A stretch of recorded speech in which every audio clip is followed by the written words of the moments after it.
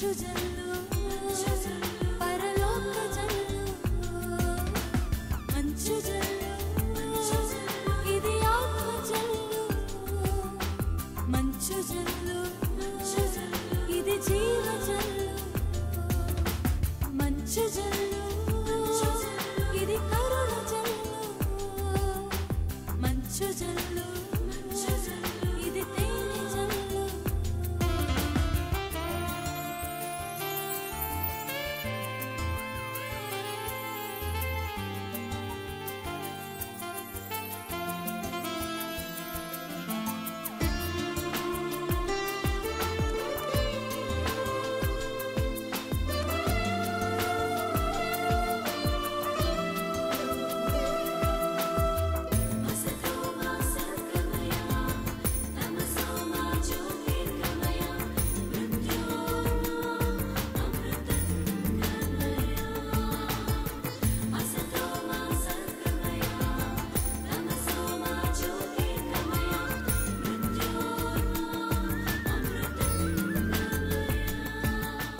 మంచు జల్లు ప్రేక్షకులకు శుభమగునుగాక. ఈరోజు కూట సాక్ష్యం పలుకరాదు అని 8వ ఆజ్ఞని గురించి ధ్యానించుకుందాం. దేవుడు సత్యస్వరూపి కనుక సత్యం ఉన్న చోట ఆయన ఉంటాడు, సత్యం ఉన్న నాలుకపై ఆయన ఉంటాడు. కనుకనే దావీదు చెప్తున్నాడు, దేవుని యొక్క ఆత్మ నా నాలుకపై ఉన్నది అని చెప్పేసి. అలాగే సైతాను అబద్ధములకు తండ్రి కనుక అబద్ధాలు ఉన్న చోట సైతాను ఉంటాడు. సైతాను మరణానికి తండ్రి కనుక అబద్ధాలు చెప్పిన వాళ్ళు మరణిస్తారు. అందుకే సామెతలు 19:9 చెప్తున్నది, కూట సాక్షికి అనర్థము తప్పదు, కూట సాక్ష్యం పలుకువాడు మరణిస్తాడు అని. అపోస్తుల కార్యాలు 1:5 అనానియా సఫీరా పేతురుతో అబద్ధాలాడి వాళ్ళు మరణిస్తారు, కానీ జీవం పలికిన వాళ్ళు ఎల్లప్పుడూ జీవిస్తారు. అయితే ఈ అబద్ధాలు లేదా కూట సాక్ష్యం ఎన్ని రకాలో మనం ఒకసారి చూద్దాం. ఒకటి, న్యాయస్థానాల్లో మనం న్యాయం నెగ్గినట్లుగా చేయాలి, అబద్ధాలు చెప్పకూడదు. రెండవది, ఇచ్చిన మాట నిలుపుకోవడం సత్యం అనిపిస్తుంది. కొంతమంది మాట ఇస్తారు వివాహంలో, చివరి వరకు విశ్వాసపాత్రంగా ఉంటానని, ఆ మాట నిలుపుకోకపోతే అది అబద్ధం చెప్పినట్లు అవుతుంది. కొన్నిసార్లు వ్యాపారాల్లో మాట ఇస్తారు, సంఘంలో మాట ఇస్తారు, ఆ మాట నిలుపుకోకుండా ఉంటే అది అబద్ధం. అప్పుడు దాని పరిణామం ఎలా ఉంటుందో మన వాక్యం ద్వారా చూద్దాం. ఇంకొకటి, బయట ఒకటి లోపల ఒకటి మాట్లాడడం. యూదా ఇస్కారియేతు యేసు ప్రభుని చంపాలని మంత్రాలోచనలు చేసి కడుపులో అంత విషం పెట్టుకొని యేసు ప్రభు దగ్గరికి వచ్చి గెత్సేమని తోటలో గురువా అని తేనెలలకు నాలుక మాటలతో యేసు ప్రభుని ముద్దు పెట్టుకుంటాడు. అలా లోపల ఒకటి బయట ఒకటి మాట్లాడడం కూడా అబద్ధాలు అవుతుంది. కొన్నిసార్లు మనం చూడండి, మనకి నచ్చని వాళ్ళ ఇంటికి వస్తే లోపల కోపం పెట్టుకొని బయట తీయగా మాట్లాడతాం, అది అబద్ధం. అందుకే యేసు ప్రభు అలాంటి వాళ్ళని గురించి చెప్తున్నారు. మత్తయి సువార్త 23వ అధ్యాయంలో, మీరు వేషధారులు, హ్యూపోక్రైట్స్ అంటున్నాడు ఇంగ్లీష్లో. హిపోక్రైట్స్ అనే మాట గ్రీకు పదం హ్యూపోక్రసీ నుంచి వస్తుంది. హ్యూపోక్రసీ అంటే యాక్టర్స్, అంటే నటించేవాళ్ళు. మనం కూడా చాలాసార్లు నటిస్తాం. మీరు సున్నం కొట్టిన సమాధులు అంటున్నారు, అంటే సమాధులు లోపల ఎముకలు వాసనతో ఉంటాయి, బయటికి మాత్రం సున్నం కొట్టి రంగులు రంగులుగా కనబడుతూ ఉంటుందన్నమాట. ప్రతిసారి లోపల ఒకటి బయట ఒకటి మాట్లాడినప్పుడు మనం అబద్ధాలు ఆడుతూ ఉన్నామని జ్ఞాపకం చేసుకోవాలి. లోపల మనుషుల్ని తిట్టుకుంటూ బయట ప్రేమగా మాట్లాడతాం కదా, అది కూడా అబద్ధం అవుతుంది. అందుకే పౌలు చెప్తున్నాడు అపోస్తుల కార్యాలు 24:16, నేను దేవుని ఎదుట మనుషుల ఎదుట నిజమైన మనస్సాక్షిని కలిగి ఉన్నాను. అలాగే ఆయన రోమా 9:1 చెప్తున్నాడు, నేను క్రీస్తునందు సత్యం పలుకుచున్నాను, అబద్ధం పలుకడం లేదు, పరిశుద్ధాత్మ నా అంతరాత్మతో కలిసి సాక్ష్యం ఇస్తూ ఉంది, నేను పలుకున్నది సత్యమేనని. ప్రతి ఒక్కరూ మాటలు మాట్లాడినప్పుడు చూడాలి, మీలో ఉన్నటువంటి పరిశుద్ధ ఆత్మ మీ అంతరాత్మతో కలిసి అవును నువ్వు పలికింది సత్యము అని అప్పుడు సాక్ష్యం ఇస్తే అది సత్యంగా ఉంటున్నది. మీ అంతరాత్మ మిమ్మల్ని గద్దించకూడదు. అలాగే యోబు చెప్తున్నాడు, దేవా ఈ బొందిలో ప్రాణం ఉన్నంత వరకు, ఈ ముక్కు రంధ్రములలో నీ శ్వాస నిలిచినంత వరకు ఈ నాలుక అబద్ధము ఆడదు, ఈ పెదవులు అసత్యము పలకవు అని చెప్పి. అప్పుడు దేవుడు యోబుని గురించి చెప్తున్నాడు. యోబు ధర్మాత్ముడు, దోషరహితుడు, పాపమునకు దూరంగా ఉండువాడు, దేవుని పట్ల భయభక్తులు కలవాడు అని దేవుడు యోబుని గురించి పరలోకంలో దేవదూతల ఎదుట, సైతాను ఎదుట సాక్ష్యం ఇస్తూ ఉన్నాడు. మరి దేవుడు మన గురించి పరలోకంలో ఎలాంటి సాక్ష్యాన్ని ఇస్తున్నాడు అనేది చాలా ముఖ్యం. కూట సాక్ష్యం పలికిన వాళ్ళకి ఏం జరుగుతుందో మన 1వ రాజుల గ్రంథంలో 21వ అధ్యాయంలో చూద్దాం. అహాబ్ రాజు ఇజ్రాయేల్ ప్రజల్ని పరిపాలిస్తున్న రోజులవి. అహాబ్ రాజు యొక్క అంతఃపురానికి ఎదురుగా నాబోతు ద్రాక్ష తోట ఉంటుంది. ఆయన దాని మీద ఆశపడతాడు. ఆ ఇజ్రాయేల్ దేశానికి రాజు ఎంతో ధనాన్ని కలిగి ఉన్నవాడు. ఆ నాబోతు చిన్న ద్రాక్ష తోట మీద ఆయన కన్నులు పడతాయి. దాన్ని కావాలనుకుంటాడు. కానీ నాబోతు దాన్ని అమ్మనని చెప్తాడు. అప్పుడు ఆ అహాబ్ రాజు యొక్క భార్య జెసెబెల్ దైవభీతి లేకుండా కూట సాక్ష్యం చెప్పిస్తుంది. కొంతమంది దుర్మార్గుల్ని పిలిపించి నాబోతు మీద కూట సాక్ష్యం చెప్పిస్తుంది. ఈయన మోషే ధర్మశాస్త్రాన్ని ఉల్లంఘిస్తున్నాడని, రాజు మీద కుట్రలు పన్నుతున్నాడని కూట సాక్ష్యం చెప్తుంది. ఫలితంగా అక్కడున్న ప్రజలందరూ కూడా నాబోతు మీద రాళ్లు రువ్వి నాబోతుని చంపేస్తారు. ఆయనను చంపినప్పుడు ఆయన నుండి కారిన రక్తం కుక్కలు నాకుతాయి. అప్పుడు ఆ అహాబు రాజు వెళ్ళి నాబోతు ద్రాక్ష తోటని ఆక్రమించుకుంటాడు. ఎవరు చూడడం లేదు కదా, రాజు కదా, నేను చెప్పిందే జరుగుతుంది అని దైవభీతి లేకుండా ఉంటాడు. పరలోకం నుంచి నరులని చూస్తున్నటువంటి ఆ దేవుడు ఏలియా ప్రవక్తని అహాబ్ రాజు దగ్గరికి పంపిస్తాడు. ఒక అమాయకుడిని చంపి ఆయన పొలాన్ని ఆక్రమించుకుని ఆయన పొలంలో ద్రాక్ష గుత్తులను చూసి ఆనందిస్తున్నావా? ఇదిగో చూడు, ఏ చోటనైతే నాబోతు మరణించాడో, ఏ చోటనైతే ఏ కుక్కలైతే నాబోతు యొక్క రక్తాన్ని నాకాయో అవే కుక్కలు నీ రక్తాన్ని కూడా నాకుతాయని న్యాయాధిపతి అయిన దేవుడు నీ గురించి చెప్తున్నాడు, తీర్పునిచ్చాడు అని చెప్పి. అప్పుడు అహాబు చాలా భయపడతాడు. మన్నించమని దేవుణ్ణి అడుగుతాడు. ఆయన వినయాన్ని అలవర్చుకుంటాడు. కనుక దేవుడు ఆ శిక్షని అహాబ్ రాజు మీద కాకుండా తన కుమారుని మీద పంపిస్తానని చెప్తాడు. కానీ అతని భార్య జెసెబెల్లో ఏమాత్రం కూడా దైవభీతి ఉండదు, పశ్చాత్తాపం ఉండదు, వినయాన్ని అలవర్చుకోదు. అప్పుడు అహాబ్ రాజు మరణించిన తర్వాత ఈ జెసెబెల్ని ఆమె యొక్క సెక్యూరిటీ గార్డ్స్ పై అంతస్తు మీద నుంచి తోసేసినప్పుడు ఎక్కడైతే ఆ నాబోతు పడి మరణించాడో అదే చోట ఈమె కూడా పడి చేస్తుంది. ఆమె యొక్క రక్తం అదే కుక్కలు వచ్చి నాకుతాయి. ఆ విధంగా దేవుడు న్యాయాన్ని జరిపిస్తారు. కనుక కీర్తన 82లో దేవుడు న్యాయాధిపతులకి చెప్తున్నాడు, న్యాయాధిపతులారా మీరు న్యాయస్థానాల్లో న్యాయం నెగ్గునట్లు చేయండి అని చెప్తున్నాడు. అలాగే ఆమోసు ప్రవక్త చెప్తున్నాడు 5వ అధ్యాయంలో 23వ వచనంలో చెప్తున్నాడు, మీరు మీ పాటలతో నా ఎదుట గోల చేయకండి, దానికి బదులుగా ఇదో నీతి ఏరువలే ప్రవహించునుగాక, న్యాయము నది వలె ప్రవహించునుగాక. మీ తంతి వాద్యములు, మీ పండుగలు, మీ యొక్క పాటల్ని నేను అసహించుకుంటాను. మనం పాటలు పాడినంత మాత్రాన, ప్రార్థన చేసినంత మాత్రాన దేవుని ఎదుట నీతిమంతులుగా ఉండం. కానీ సాక్ష్యాన్ని, మనం న్యాయాన్ని పాటించినప్పుడు, సత్యాన్ని నిలబెట్టినప్పుడే ఆ సత్యమైన దేవునికి నిజమైన బిడ్డలుగా ఉంటాం. అందుకే ఆమోస్ 5:15లో చెప్తున్నాడు, మీరు న్యాయాధిపతులారా న్యాయస్థానాల్లో న్యాయము నెగ్గునట్లు చేయండి. హల్లెలూయా. అలాగే రెండవది, ఇచ్చిన మాటని నిలబెట్టుకోవాలి. దావీదు రాజు బత్షెబాకి మాట ఇస్తాడు, తన కుమారుడు సొలొమోన్ని రాజుగా చేస్తానని. అప్పుడు అక్కడ ఆ దావీదు యొక్క సైన్యాధిపతి యోవాబు, అతని యొక్క యాజకుడు అబ్యాతారు అదోనియాని రాజుగా ప్రకటించినప్పుడు ఆమె వచ్చి దావీదుతో చెప్తుంది, మహారాజా మీరు నాకు మాట ఇవ్వలేదా నా కుమారుడు సొలొమోన్ని రాజు చేస్తానని?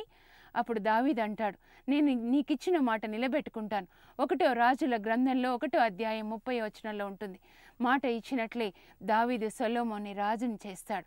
అలాగే హెరోదు రాజు ఆ హెరోదియా యొక్క కుమార్తెకి మాట ఇస్తాడు, ఏది కావాలంటే నేను అది ఇస్తానని. ఆమె చక్కగా నాట్యం చేసినప్పుడు మత్తయి సువార్త 14లో ఆమె బాప్తిస్మ యోహాను తలని అడుగుతుందని హెరోదు రాజు ఊహించలేదు. ఆమె బాప్తిస్మ యోహాను తలని అడిగినప్పుడు హెరోదు రాజు చాలా బాధపడతాడు, మిగుల చింతించాడు అని వాక్యం చెప్తుంది. ఆయన మాట నిలుపుకోవడానికి బాప్తిస్మ యోహాను యొక్క తలని ఆయన ఆమెకి కానుకగా ఇస్తాడు. అయితే ఇచ్చిన మాటని నిలుపుకోనప్పుడు సౌలుకి ఏం జరిగిందో చూద్దాం. సౌలు ఇజ్రాయేల్ దేశానికి మొదటి రాజు అవుతాడు. ఈ యెహోషువ కాలానికి మనం వెళ్ళాలి. యెహోషువ గ్రంథం 9వ అధ్యాయంలో 15వ వచనంలో యెహోషువ గిబియోనులకి మాట ఇస్తాడు. అసలేం జరుగుతుందంటే యెహోషువ కానాను దేశాన్ని జయిస్తున్నాడు. ఒక్కొక్క పట్టణాన్ని, ఎరికో పట్టణాన్ని, హాయి పట్టణాన్ని, ఇలా ఒక్కొక్క పట్టణాన్ని యెహోషువ జయిస్తూ ఉన్నప్పుడు ఆ ప్రక్కనే నివసిస్తున్న గిబియోనులకి ఈ ఇజ్రాయేలు ప్రజల్ని చూసి భయం వేస్తుంది, యెహోషువని చూసి భయం వేస్తుంది. అప్పుడు వాళ్ళు ఎక్కడో చాలా దూరం నుంచి వస్తున్న ప్రజల్లాగా చిరిగిపోయిన బట్టలు, తెగిపోయిన చెప్పులు వేసుకొని, పాత రొట్టెలు, ఎండిపోయిన రొట్టెలు తీసుకొని యెహోషువ దగ్గరికి వచ్చి చెప్తారు, అయ్యా మేము చాలా దూరం నుంచి వస్తున్నాము, మమ్మల్ని కాపాడుతానని మీరు మాట ఇవ్వాలి. యెహోషువ తొందరపడి దేవుణ్ణి సంప్రదించకుండా, పెద్దల్ని సంప్రదించకుండా వాళ్ళని చంపనని మాట ఇస్తాడు. అయితే ఆ తర్వాత తెలుస్తుంది వాళ్ళు ఎక్కడి నుంచో రాలేదు, సమీపంలోనే ఉంటున్న గిబియోన్లని. ఆయన కూడా మాట ఇస్తాడు కాబట్టి పెద్దలందరూ కలిసి ఇప్పటి నుంచి గిబియోను ప్రజలు, ఇజ్రాయేలు ప్రజల మధ్యలోనే వాళ్ళు జీవిస్తారు, కానీ వాళ్ళని ఎవరు కూడా చంపకూడదు. ఈ వాగ్దానం యెహోషువ గిబియోనులకు ఇచ్చినటువంటి వాగ్దానాన్ని అక్కడున్న వాళ్ళందరూ కూడా పాటిస్తామని మాట ఇస్తారు. సౌలు రాజుకు కూడా ఇది తెలిసినా కూడా ఆయన సౌలు రాజు అయినప్పుడు గిబియోను ప్రజల్ని సంహరిస్తాడు. ఎందుకంటే ఇజ్రాయెల్ దేశంలో ఇజ్రాయేలు ప్రజలు మాత్రమే ఉండాలి. ఇజ్రాయేల్ ప్రజల మీద మక్కువతో ఆయన గిబియోను ప్రజల్ని సంహరించి ఇచ్చిన మాట ఆయన నిలుపుకోడు, ఉల్లంఘిస్తాడు. రాజు కదా, ఆయన అడిగే వాళ్ళు ఎవరు ఉండరు, ప్రశ్నించే వాళ్ళు ఉండరు. అధికారం చేతిలో ఉంది కదా అని ఆయన ఆ ఇచ్చిన మాటని ఉల్లంఘిస్తాడు. సౌలు మరణిస్తాడు. ఆ తర్వాత దావీదు రాజు అవుతాడు. దావీదు రాజు అయినప్పుడు 3 సంవత్సరాలు కరువు వస్తుంది. ఎందుకు ఇలా కరువు వచ్చింది అని చెప్పేసి అప్పుడు దావీదు దేవునికి ప్రార్థన చేస్తాడు. అప్పుడు యావే దేవుడు దావీదుతో మాట్లాడతాడు. ఇదిగో గిబియోను ప్రజల్ని చంపనని యెహోషువ మరియు ఇజ్రాయేలు పెద్దలు మాట ఇచ్చినా కూడా ఆ మాటని ఉల్లంఘించి సౌలు రాజుగా ఉన్నప్పుడు గిబియోను ప్రజల్ని చంపాడు. కనుక ఇప్పుడు నేను 3 సంవత్సరాలు కరువు ఇస్తున్నాను. మరి కరువు ఎలా పోతుంది ప్రభువా? 1వ సమూయేలు గ్రంథం 21వ అధ్యాయం 1వ వచనంలో దావీదు దేవుణ్ణి అడుగుతూ ఉన్నాడు. దేవుడు చెప్తారు, గిబియోను ప్రజల్ని పిలిచి వాళ్ళు ఏం కోరుకుంటున్నారో అది చేయండి. అప్పుడు దావీదు గిబియోను ప్రజల్ని పిలిచి అడుగుతాడు. మాట ఇచ్చి కూడా నిలుపుకోకుండా సౌలు మీ ప్రజల్ని చంపాడు కదా, దానికి మీరేం ప్రాయశ్చిత్తం కోరుతున్నారు? ప్రాణానికి ప్రాణమే కావాలి. యావే కొండ అయిన గిబియోను కొండపై సౌలు యొక్క కుమారులు 7గురిని చంపాలి, యావేకి బలి ఇవ్వాలి. అప్పుడు ఆ సౌలుకు రిస్ఫా అనే ఉంపుడు కత్తె వలన పుట్టిన 2 కుమారులు, అలాగే తన పెద్ద కూతురు మేరబ్కి పుట్టిన 5 కుమారులు 7గురిని గిబియా కొండ మీద యావేకి బలి ఇస్తారు. ఆ తరువాత అక్కడ కరువు పోతుంది. చూసారా, సౌలు ఇచ్చిన మాటని తప్పినందుకు ఆయన కుమారులు 7 ఆయన తరువాత గిబియోను కొండ మీద బలిగా ఇవ్వబడతారు. చాలామంది మాట ఇస్తారు, వ్యాపారంలో మాట ఇస్తారు, ఆ తర్వాత ధనవంతులైనప్పుడు అధికారం చేతిలోకి వచ్చినప్పుడు ఇచ్చిన మాటని నిలబెట్టుకోరు. అప్పు తీసుకునేటప్పుడు మాట ఇస్తారు, తిరిగి ఇస్తానని, ఆ తర్వాత ఇవ్వరు. వివాహంలో మాట ఇస్తారు, జీవితాంతం వరకు కష్టంలో సుఖంలో తోడుగా ఉంటానని, ఆ తర్వాత ధనం వచ్చిన తర్వాత ఆ మాటని ఉల్లంఘిస్తారు. ఎవరేం చేస్తారు అనుకుంటారు. ఎవరేం చేస్తారు అనుకున్న వాళ్ళకి దేవుడే జవాబు చెప్తారు. సౌలు పరిశుద్ధ గ్రంథంలో ఒక హెచ్చరికగా ఉన్నాడు. అలాగే అబద్ధాలు చెప్తే ఏం జరుగుతుందో, కుటుంబాల్లో ఏం జరుగుతుందో చూద్దాం. ఆదికాండంలో అబ్రహాం కుటుంబాన్ని దేవుడు ఎన్నుకున్నారు. తన కోసం ప్రత్యేకమైన జనాంగంగా ఎన్నుకున్నారు. కానీ అబ్రహాం కుటుంబాన్ని సైతాను అబద్ధాల ద్వారా ప్రతిసారి వెంటాడుతున్నాడు. అబ్రహాం చూడండి, ఆదికాండం 12లో ఫరో రాజు దగ్గరికి వెళ్ళినప్పుడు అబద్ధాలు చెప్తున్నాడు. ఆ తర్వాత అబీమెలెకు దగ్గరికి వెళ్ళినప్పుడు అబద్ధాలు చెప్పాడు. అలాగే సారా కూడా అబద్ధాలు చెప్పింది. ఆదికాండం 18లో వచ్చే ఏడాది నాటికి నీ భార్య సారాకు కొడుకు పుడతాడంటే ఆమె నవ్వుతుంది. ఎందుకు నవ్వావంటే నేను నవ్వలేదని అబద్ధం చెప్తుంది. మరి అబ్రహాం కూడా అబద్ధాలు చెప్తూ ఉన్నాడు అబీమెలెకు రాజు దగ్గర, ఫరో రాజు దగ్గర. ఆ తర్వాత ఆయన కుమారుడు ఇస్సాకు, ఆయన కూడా కరువు వచ్చినప్పుడు అబీమెలెకు రాజు దగ్గరికి వెళ్తాడు. అప్పుడు తన భార్య రిబెకాను చూపించి చెల్లెలని చెప్తాడు. నిజంగా నాకు ఆశ్చర్యం వేసింది. తండ్రి చెప్పిన అబద్ధమే కుమారుడు చెప్తున్నాడు కొన్ని సంవత్సరాల తర్వాత. చూడండి ఆ వంశంలో ఎలా అబద్ధాలు ఉంటున్నాయో. రిబెక్కా అబద్ధాలు చెప్పకపోయినా యాకోబుని అబద్ధాలు చెప్పమని చెప్తుంది తండ్రి దగ్గర. ఆయన దీవెనలు తీసుకోవడానికి ఏసావుని దీవించాలంటే అప్పుడు మోసంతో రిబెక్కా యాకోబుని పంపిస్తుంది. ఇస్సాకుకి కళ్ళు కనపడవు కదా. అప్పుడు యాకోబు చెప్తాడు, ఎవరు నాన్న అని ఇస్సాకు అడిగినప్పుడు నీ పెద్ద కొడుకు నేను ఏసావుని అని అబద్ధం చెప్తాడు. అది ఆ వంశంలో ఎలా వస్తుంది చూడండి. సరే యాకోబు తన తండ్రి దగ్గర దీవెనలు పొంది అన్నయ్యకి భయపడి మేనమామ లాబాన్ దగ్గరికి వెళ్తాడు. అక్కడ లాబాన్ చిన్న కూతురు రాహేల్ని ప్రేమిస్తాడు. ఆ రాహేల్ కొరకు మామగారి గొర్రెలు 14 సంవత్సరాలు కాస్తాడు. ఆ తర్వాత ఇంకొక 6 సంవత్సరాలు మావయ్య గొర్రెలు కాస్తాడు. చివరికి తండ్రి దగ్గరికి వెళ్ళాలి అనుకుంటాడు. అప్పుడు తన భార్యల్ని, తన యొక్క దాసి స్త్రీలని, పిల్లల్ని అందరినీ తీసుకుని తండ్రి ఇంటికి ప్రయాణం అవుతాడు. ఇలా ప్రయాణం అవుతూ ఉంటే ఆదికాండం 21:19 రాహేలు తన తండ్రి దేవతా విగ్రహాల్ని దొంగిలిస్తుంది. ఆ తర్వాత వాళ్ళు ఇంకా ముందుకు వెళ్తూ ఉంటారు. ముందుకు వెళ్తూ ఉంటే లాబాను వాళ్ళని వెంటాడి యాకోబుని కలుసుకుంటాడు. ఎందుకు అట్లా వెళ్ళిపోతున్నావు? నువ్వు చెప్పి వెళ్తే నా కూతుర్లను ముద్దు పెట్టుకొని మనవాళ్ళని ముద్దు పెట్టుకొని మర్యాదగా పంపించేవాడిని కదా. మీ తండ్రి మీద మీకు అంత బెంగ పుడితే వెళ్ళొచ్చు, కానీ చెప్పి వెళ్ళొచ్చు కదా. సరే వెళ్తే వెళ్ళావు యాకోబు, మరి నా దేవతా విగ్రహాల్ని నువ్వు ఎందుకు దొంగతనం చేశావు? అప్పుడు యాకోబుకి చాలా కోపం వస్తుంది. 20 సంవత్సరాలు నేను నీ గొర్రెలు కాస్తే నా మీద దొంగతన నేరం మోపుతున్నావా? ఇదిగో చూడు, నీ దేవతా విగ్రహాలు ఎవరి దగ్గర ఉంటే వారికి చావు మూడినట్లే అని దేవుని యొక్క అభిషేకం అబ్రహాము ఇస్సాకు నుంచి పొందిన యాకోబు చెప్తాడు. అప్పుడు ఆ శాపం పనిచేస్తుంది. అవి తన ప్రియమైన భార్య రాహేలు దగ్గర ఉన్నట్లుగా యాకోబుకి తెలీదు. అప్పుడు యాకోబు అంటాడు, సరే మేము నీ దేవతా విగ్రహాలు దొంగతనం చేశావని చెప్తున్నావు కదా, మరి మా అందరి గుడారాలు నువ్వు వెతుక్కో. అప్పుడు లాబాను లేయా గుడారాన్ని, అలాగే దాసి స్త్రీల గుడారాలన్నీ కూడా వెతికి చివరికి రాహేలు గుడారాన్ని వెతుకుతాడు. లాబాను కంటిలో ఒత్తులు పెట్టుకొని ఒక్కొక్కరి గుడారాన్ని వెతుకుతూ ఉన్నాడు. అప్పుడు రాహేలు ఏం చేస్తుందంటే ఆ దేవతా విగ్రహాల్ని ఒంటె జీని కింద పెట్టేసి ఆమె దాని మీద కూర్చుంటుంది. అప్పుడు తండ్రి వచ్చినప్పుడు తండ్రితో చెప్తుంది ఆదికాండం 31:35 నానా, నేను నీ ముందు లేచి నిలబడలేదని ఏమి అనుకోకు, నేను కడగా ఉన్నాను అని అబద్ధం చెప్తుంది. తండ్రి విగ్రహాల్ని దొంగతనం చేయడమే కాదు, అబద్ధం కూడా చెప్తుంది. నిజానికి యాకోబు భార్య జీవము గల దేవుని ఆరాధించే యాకోబునకి భార్య అయినప్పుడు ఆమె విగ్రహాల్ని పెట్టుకోకూడదు. పైగా వాటిని దొంగలించడమే కాక అబద్ధం చెప్తుంది. అప్పుడేం జరుగుతుందో తెలుసా? వాళ్ళు అక్కడి నుంచి ముందుకు వెళ్తారు. అలా ముందుకు వెళ్తూ వాళ్ళు షెకేం దగ్గర ఉంటారు.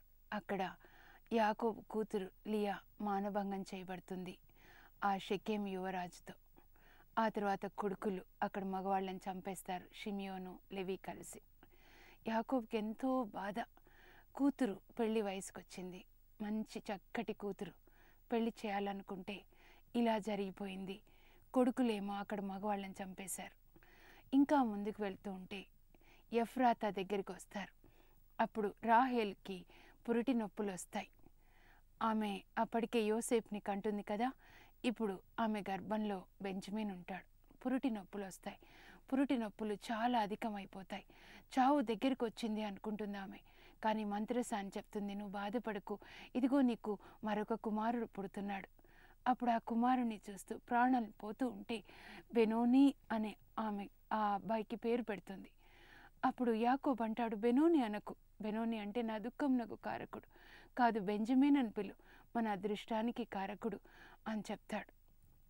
అలా రాహేలు కుమారుని ప్రసవించి అక్కడ యాకోబు చేతుల్లో మరణిస్తుంది. యాకోబు అనుంటాడు, ఎందుకు, ఏం జరిగింది? లేదండి నేను బ్రతకను. అప్పుడు ఆ సంగతి అంతా చెప్తుంది. మా నాన్న దేవతా విగ్రహాల్ని దొంగతనం చేశాను. ఆ దేవతా విగ్రహాలు ఉన్న వాళ్ళకి చావు మూడదని మీరు చెప్పారు. మా నాన్నతో అబద్ధం చెప్పాను, నేను కడగా ఉన్నానని. కనుక దానికి ఫలితంగా ఇదిగో నేను చనిపోతున్నా. యాకోబు ఎంత బాధపడి ఉంటాడు. అప్పుడు పుట్టిన కుమారుణ్ణి చేతుల్లోకి తీసుకొని ఒకవైపు రాహేల్ని ఒడిలోకి తీసుకొని ఏడ్చుంటాడు. నీ కోసం మీ నాన్నకి నేను 14 సంవత్సరాలు చాకిరీ చేశాను. నిన్ను పొందాలని నేను మీ నాన్నకి 14 సంవత్సరాలు మీ నాన్న గొర్రెలు కాచా. నువ్వు నా తోడుగా ఉంటే నేను లోకాన్ని జయించగలను అనుకున్నాను అని యాకోబు ఎంతో బాధపడి ఉంటాడు. అలా యాకోబు ఒడిలో రాహేలు మరణిస్తుంది. చెప్పినటువంటి అబద్ధం ఖరీదు, చేసిన దొంగతనం ఖరీదు అప్పుడు ఆమెకి తెలిసొచ్చి ఉంటుంది. ఆమె ప్రాణం అక్కడ పోతుంది. అప్పుడు యాకోబు రాహేల్ని అక్కడే పాతి పెడతాడు, ఎఫ్రాతా బాట ప్రక్కన. రాహేల్కి గుర్తుగా ఒక రాహేలు స్తంభాన్ని అక్కడ నాటుతాడు.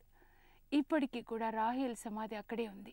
ఇప్పుడు ఆ ఎఫ్రాతాని బెత్లెహేం అంటున్నారు. కనుకనే యేసు ప్రభు పుట్టినప్పుడు హెరోదు రాజు పసిపిల్లల్ని చంపితే అక్కడ వాక్యం ఏం చెప్తుంది చూడండి. రాహేలు తన బిడ్డల కోసం ఏడుస్తున్నది.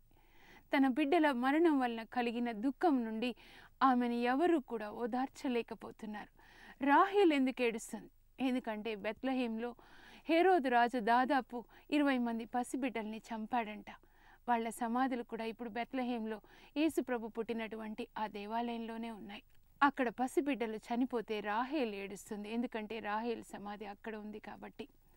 చూడండి, అబద్ధం ఖరీదు ఒక ప్రాణం కాబట్టి ఇప్పటి నుంచి సత్యస్వరూపి అయినటువంటి దేవునికి సాక్ష్యంగా మనం కూడా ఎప్పుడూ సత్యాన్నే పలుకుదాం.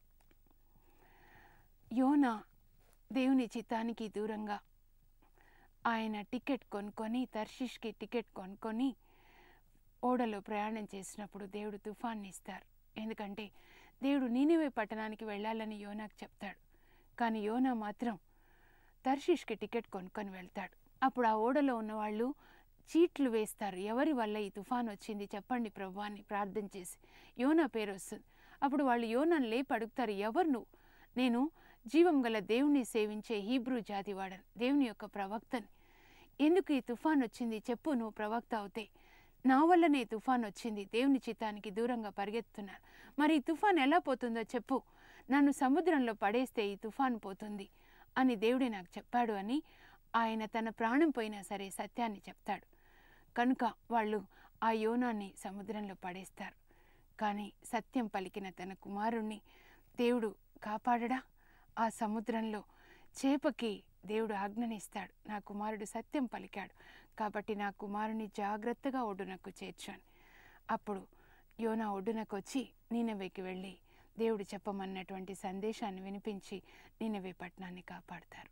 సత్యమే వజయతే, సత్యం ఉన్న చోట జీవం ఉంటుంది. ఎందుకంటే యేసు చెప్పారు, నేనే సత్యము మార్గము జీవం అని. జీవం ఎక్కడైతే ఏ నాలుకలో సత్యం ఉంటుందో ఆ నాలుకలో జీవం ఉంటుంది. ఏ నాలుకలో అయితే అసత్యం ఉంటుందో ఆ నాలుకలో మరణం ఉంటుంది. ఎందుకంటే సైతాను అబద్ధాలకి తండ్రి, దేవుడు సత్యమునకు తండ్రిగా ఉంటున్నాడు. కాబట్టి ఆ దేవునికి సాక్ష్యంగా జీవితం అంతా కూడా సత్యాన్ని పలుకుదాం. సత్యానికి సాక్ష్యంగా ఉండి సత్యాన్ని జీవింపచేద్దాం. దేవుడు మిమ్మల్ని దీవించుదురుగాక. ప్రార్థన చేసుకుందాం. పరలోకపు మా తండ్రి, మీ పరిశుద్ధ నామమునకు సదా కీర్తి మహిమారాధన కలుగునుగాక. నేనే మార్గం జీవం సత్యం అని చెప్పిన యేసయ్య, మీ సత్యమునకు సాక్షిగా మమ్మల్ని లోకంలో నిలపండి. జీవించిన మరణించిన సత్యం కోసమే, జీవించి సత్యం కోసమే మరణించిన బాప్తిస్మ యోహాన్ లాగా మమ్మల్ని అభిషేకించండి ప్రభా. మా నాలుక ఎల్లప్పుడూ సత్యాన్ని పలికేటట్టుగా సహాయం చేయండి. దేవుని యొక్క పరిశుద్ధ ఆత్మ, సత్య స్వరూపి అయిన ఆత్మ మా నాలుకపై ఉండునుగాక. అయ్యా, ఇప్పటి వరకు మేము అబద్ధాలు చెప్పినట్లయితే మమ్మల్ని మన్నించండి. మీ శిలువ రక్తంలో మా నాలుకని కడగండి. అగ్ని రూపంలో పరిశుద్ధాత్మ దేవుని యొక్క అగ్ని నాలుక మా పైకి వేం చేసి వచ్చునుగాక. పెంతెకొస్తు దినాన వచ్చిన అగ్ని నాలుక మా మీదకి వచ్చునుగాక. యేసు పరిశుద్ధ నామంలో అడుగుతున్నాను తండ్రి, ఆమేన్.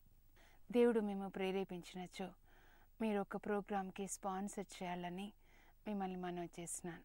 అలాగే మీరు మా కుటుంబ సభ్యులుగా చేరండి. మీ కుటుంబ ఫోటో, మీ అడ్రస్, ప్రార్థన విన్నపాలు పంపిస్తే మా ప్రార్థనా వీరులు మీ కొరకు ప్రతిరోజు ప్రార్థన చేస్తారు. నేనే ప్రత్యేకంగా ఒక్కొక్క ఫోటో మీద చేయి పెట్టి ఒక్కొక్కరి కోసం నేను కూడా ప్రార్థన చేస్తాను. అలాగే ప్రతి బుధవారం ప్రార్థనా సమయంలో కూడా నా సందేశాన్ని మీరు ఆలకించాలి అని మనవి చేస్తున్నాను. మీరు ఎవరైనా ఈ మంచు జల్లు మినిస్ట్రీస్ ప్రేయర్ సెల్స్ స్టార్ట్ చేయాలని దేవుడు మీకు ప్రేరణ కలిగిస్తే ఫోన్లో కానీ లేదా ఉత్తరం ద్వారా కానీ మమ్మల్ని సంప్రదించండి. ఎందుకంటే 10,000 ప్రేయర్ సెల్స్ స్టార్ట్ చేయాలని దేవుడు నాకు ఒక భారాన్ని ఇచ్చి ఉన్నాడు. దేవుడు మిమ్మల్ని దీవించుదురుగాక. ప్రేక్షకులందరికీ నమస్కారం. గ్రెగోరియన్ మినిస్ట్రీస్ మంచు జల్లు అనే కార్యక్రమం శ్రీమతి జసింతారాణి గారు ఈ కార్యక్రమాన్ని మీకు సమర్పిస్తూ మీ హృదయాల్లోనూ మీ కుటుంబాల్లోనూ ఓ సుస్థిరమైన స్థానాన్ని ఇప్పటికే సంపాదించారు. ఈ గ్రెగోరియన్ మినిస్ట్రీస్ అంటే మా సంస్థ 10 సంవత్సరాలుగా శ్రీమతి జసింతారాణి కథోలిక సంఘంలో అనేక సేవలు చేస్తున్నారు. ఈ సేవల ద్వారా దేవుని రాజ్యాన్ని సుస్థిరం చేయడం కోసం, దేవుని సంకల్పాన్ని నెరవేర్చడం కోసం కృషి చేస్తున్నారు. ఈ 10 సంవత్సరాల కాలంలో ఎన్నో సాధక బాధకాలు ఎదుర్కోవటం అందరిలాగానే ఆవిడకి జరిగాయి. 10 సంవత్సరాలుగా ఒకే ఒక్క సంస్థ మరి ఏమాత్రం వెనక్కి రావాలి, డబ్బు మేము సంపాదించుకోవాలి, లాభాలు రావాలి అనే ఆర్జన గురించి ఆలోచించకుండా కేవలం సేవాభావాన్నే మీ ముందు ప్రదర్శిస్తూ వస్తోంది. కానీ ఇది ఎల్లకాలం నడవటం కష్టం. అంచేత మీకు తోచినంత సాయాన్ని మీరు మాకు చెయ్యవచ్చు. మరి ఈ సందర్భంగా జసింతారాణి గారు పక్కనే ఉన్నారు. జసింతారాణి గారు కూడా ఈ విషయాలలో కొంచెం మన సంస్థ గురించి మన ప్రేక్షకులకు కూడా కొంత తెలిస్తే బాగుంటుంది. మీ ముఖతహా కాస్త చెప్పండి. ఇప్పుడు ఇంతవరకు మాట్లాడింది రవివర్మ గారు, రేడియో ఆర్టిస్ట్. ఇద్దరం కలిసి కథోలిక చర్చ్లో రేడియో ప్రోగ్రామ్స్ చేశాము, అలాగే క్యాసెట్స్ చేశాము, ఇంకా మ్యాగజైన్స్లో కూడా రాస్తున్నాం. మంచి సోదరుడు, నాకు ఆత్మీయ సోదరుడు. ఆయన లేకుండా ఏ క్యాసెట్ కూడా నేను చేయను. నాకు అంత ఇష్టం, ఎందుకంటే నాకు ఆత్మీయంగా అన్ని విషయాల్లో. అలాగే నేను ప్రార్థన చేసినప్పుడు దేవుడు నాకు ఒక ప్రేరణ కలుగజేశారు. కుటుంబం కలిసి ఉండాలంటే కలిసి ప్రార్థించాలి. చాలామంది ఈ మధ్య ఫోన్ చేస్తున్నారు, భార్య భర్తలు విడిపోయాము, అత్త కోడళ్ళు విడిపోయామని. అప్పుడు ప్రార్థనలో ఒక ప్రేరణ ఇచ్చారు, ఏంటంటే కుటుంబ ఫోటో పెట్టుకొని ప్రార్థించాలని. మేము కూడా మా ఫ్యామిలీ ఫోటో పెట్టుకొని ప్రార్థన చేస్తాం. మేము 32 మంది మా కుటుంబంలో, అత్తగారింట్లో. ఆ ఫోటో మా ప్రార్థన గదిలో ఉంటుంది. అలాగే మీరు కూడా మీ కుటుంబ ఫొటోస్ పంపిస్తే మేము ప్రార్థన చేస్తాం. మీరు ఇక్కడ చూస్తున్నారు కదా, చూసినట్టుగా గ్రెగోరియన్ కుటుంబ సభ్యత్వ పత్రంలో మీరు కుటుంబ సభ్యులుగా చేరండి. మీ ఫ్యామిలీ ఫోటో పంపించండి, అలాగే మీ అడ్రస్ పంపించండి. కుటుంబ సభ్యుల పేర్లు రాసి మీరు దేని కొరకు ప్రార్థించాలో ఎల్లప్పుడూ ఈ ఫైల్లో ఉండి ప్రతిరోజు మేము మీకోసం ప్రార్థన చేస్తాం. వాళ్ళు తప్పనిసరిగా మనకి ఉత్తరాలు రాస్తూ ఉంటే మనం వారి కోసం ప్రార్థన చేయటం, మనతో కలిసి వారు ప్రార్థన చేయటం, ఇది ముఖ్యాంశంగా పెట్టుకుందాం. మరి అడ్రస్ నేను తప్పు చెప్పకూడదు కాబట్టి నేను దీనిలో చూసి చెప్తాను, మీరేమనుకోకండి. అడ్రస్ 214 పావని ఎస్టేట్స్, వీధి number 8, Himayat Nagar, Saint Anthony's school దగ్గర, హైదరాబాద్ 5,29,000. మీరు ప్రార్థన కోసం మమ్మల్ని సంప్రదించవచ్చు, ఫోన్ కూడా చేయవచ్చు. ఫోన్ నంబర్లు రాసుకోండి. ఇంటి నంబరు 666-26-206, సెల్ నంబరు 9848024640. మర్చిపోకండి, గ్రెగోరియన్ మినిస్ట్రీస్ మీకోసం చాలా ప్రత్యేకంగా ప్రార్థన చేస్తోంది. మీ ప్రార్థనల్లో మమ్మల్ని కూడా జ్ఞాపకం చేసుకోండి. నమస్కారం. నమస్కారం. ఈ సువార్త సేవలో మీరు మా భాగస్థులు కండి. Information, please contact us. Our address, Mrs. Jacintarani, 214 Pavani Estates, near St. Anthony's High School, Himayat Nagar, Street number 8, Hyderabad 29, Andhra Pradesh. Our phone numbers 04066626206. Our cell number 9848024640.